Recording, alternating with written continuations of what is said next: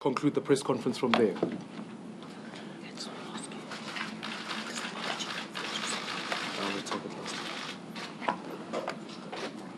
Let me just say to you, fellow South Africans, that when I was elected leader of the Democratic Alliance 2 years ago, I received an overwhelming mandate to grow the party by bringing South Africans from all races together. And since then, we've set our sights at unseating the ANC from the government in order to save our country. Fellow South Africans, this project has never been more urgent. A corrupt cabal has captured the state for the purpose of personal enrichment. And our governing party appears to be powerless to act against it. As a result, our country faces an unprecedented economic crisis, with jobs being lost every single day. If there was ever a time for a unity of purpose, I think that time is now.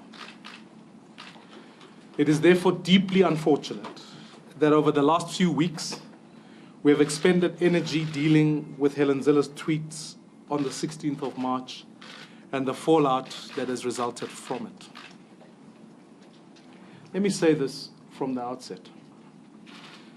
Helen Zille's record in fighting apartheid and her contribution to the people of South Africa, to a democratic South Africa, speaks for itself.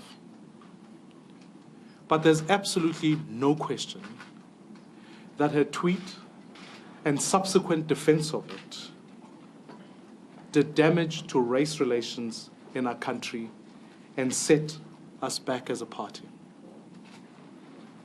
All of us, especially leaders in our society, must remain mindful that colonialism was not a victimless crime. Many South Africans suffered directly under colonialism and apartheid and continue to be disadvantaged by the legacy of colonialism and apartheid.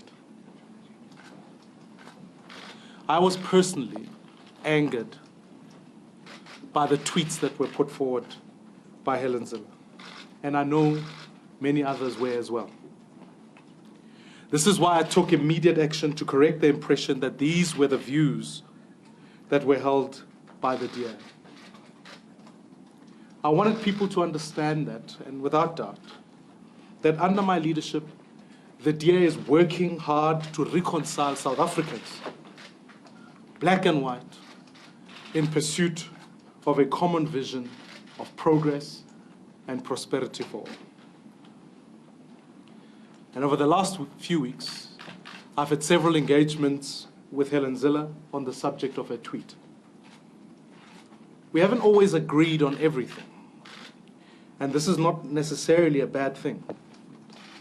I think, fellow South Africans, it's worth bearing that when I was elected leader, and I said this in 2015, that all of us are animated by the idea of building a better tomorrow. All of us carry the belief that out of the ashes of apartheid, a prosperous and a united South Africa can emerge. Sometimes we disagree with each other because we care too much about the future we want to build, and that is okay. It is healthy for us to engage in robust debate. But equally so, there is no room in this party for those who seek to divide or those who mobilize on race. We must challenge each other's ideas in a constructive manner. And for this is how we learn from each other and grow stronger. As leader, my job is to listen, it is to engage, and it is to set the political direction of the party.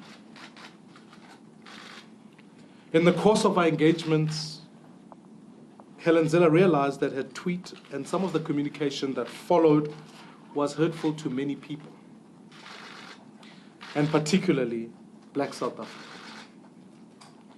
Her acknowledgement of this is a huge step forward.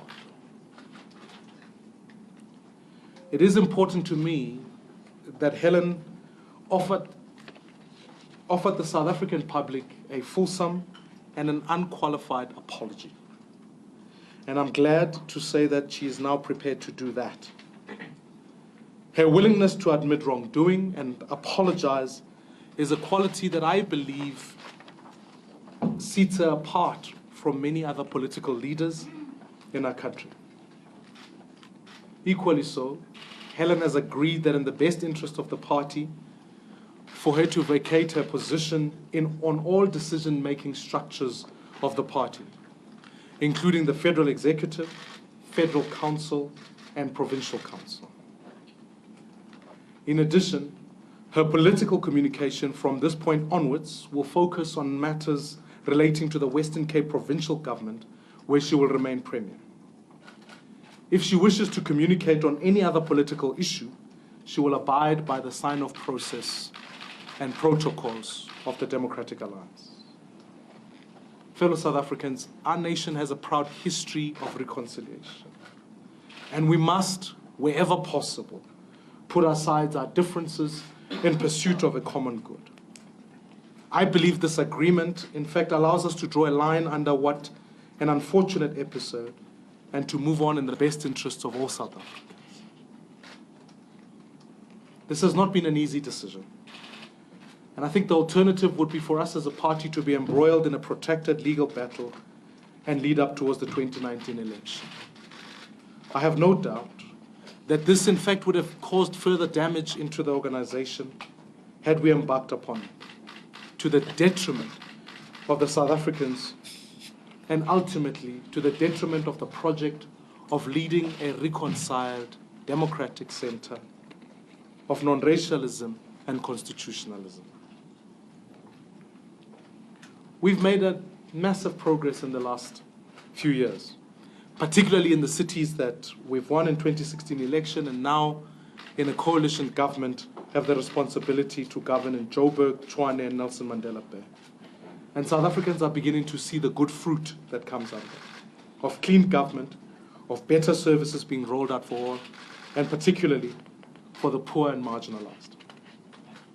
The Democratic Alliance will build a future that is free of oppression, where every person has the opportunity to prosper and live a life of value and of dignity.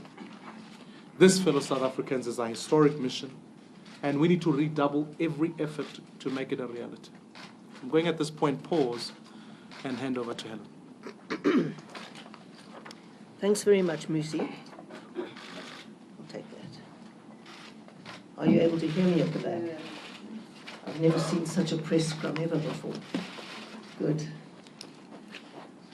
After a period of debate and reflection, I recognize the offense caused by my tweet on the 16th of March 2017 with regard to the legacy of colonialism. I therefore apologize unreservedly to the South African public who were offended by this tweet and my subsequent explanation of it. In South Africa, colonialism and apartheid subjugated and oppressed a majority and benefited a minority on the basis of race. This is indeed indefensible, and I do not support, justify, praise, or promote it in any way. I realize the wounds of history that my tweet and subsequent offense of it has opened. In particular, I recognize that my actions were insensitive to South Africans who suffered under colonial oppression. For this, I am genuinely sorry. During this period, I have made public utterances that have had the effect of undermining the leader of the Democratic Alliance and the project that he is leading. I greatly regret this too.